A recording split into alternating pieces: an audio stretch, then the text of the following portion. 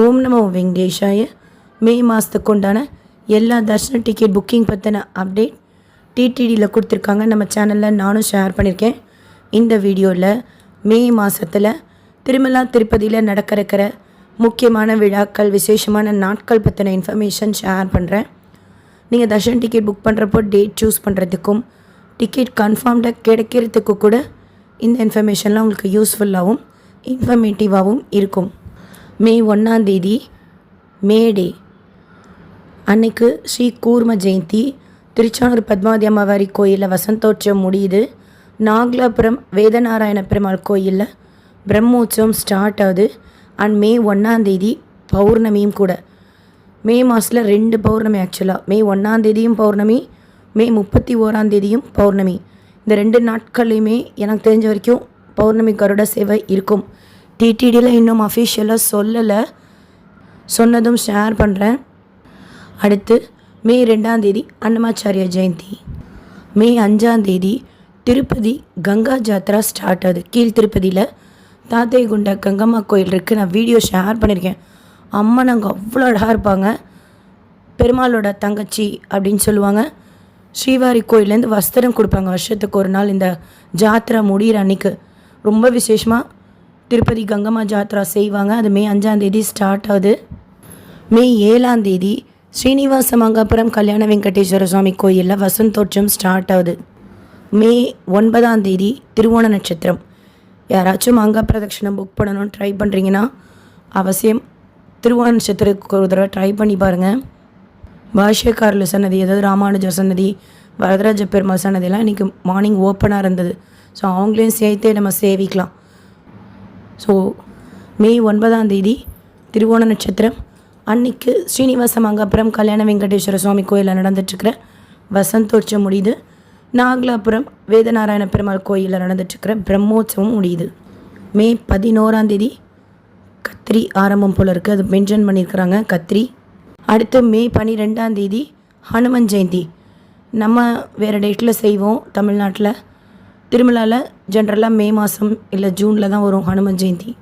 So மே 12 ஹனுமன் ஜெயந்தி. ஜப்பாலி கோயிலில் ரொம்ப விசேஷமாக ஹனுமன் ஜெயந்தி செலிப்ரேட் பண்ணுவாங்க. ஆனால் அன்னைக்கு கீழ் திருப்பதி கங்கம்மா கோயிலில் நடந்துட்டுருக்கிற ஜாத்ரா முடியுது. மே 13 ஏகாதசி. மே 15 மாச சிவராத்திரி. மே 16 அமாவாசை. மே 17 கிருத்திகா நட்சத்திரம். மே 18 ரோஹிணி நட்சத்திரம். ரோஹிணி நட்சத்திரத்தப்போ சாயந்தரம் சகசர தீபாலங்கார சேவா மாட வீதியிலலாம் ருக்மணி கிருஷ்ணர் எழுந்தருள்வாங்க. மே 20 திருவாதிரை நட்சத்திரம். ஸ்ரீ ராமானுஜரோட அவதார திருநட்சத்திரம். அன்னைக்கு சாயந்தரம் மாட வீதியில் மலையப்ப சுவாமிக்கு எதிர் சேவையாக ஸ்ரீ ராமானுஜர் வீதி உலா வருவார்.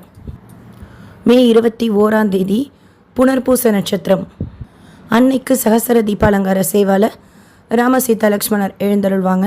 எதிர் சேவையாக ஹனுமர் மாட வீதி உலா வருவாங்க.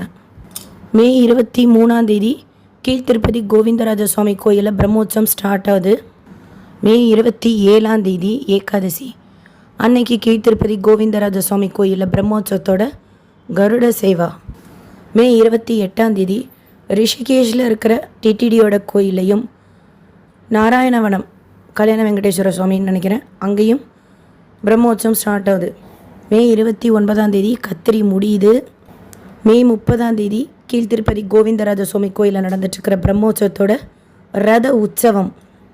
மே 31 பௌர்ணமி கீழ் திருப்பதி கோவிந்தராஜ சுவாமி கோயிலில் நடந்துட்டுருக்கிற பிரம்மோற்சவம் முடியுது. ஸோ இதெல்லாம் மே மாதத்தில் திருமலா திருப்பதியில் நடக்கிற முக்கியமான விழாக்கள், விசேஷமான நாட்கள்.